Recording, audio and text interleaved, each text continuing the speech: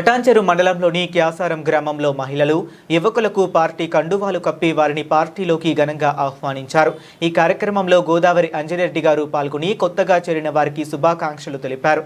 ఈ సందర్భంగా క్యాసారం గ్రామంలో నూతన పార్టీ కార్యాలయాన్ని ప్రారంభించారు. అనంతరం గ్రామంలో ఏర్పాటు చేసిన పార్టీ జెండాను గోదావరి అంజనేరెడ్డి ఆవిష్కరించి పార్టీ అభివృద్ధికి ప్రతి కార్యకర్త అంకిత భావంతో పనిచేయాలని పిలుపునిచ్చారు.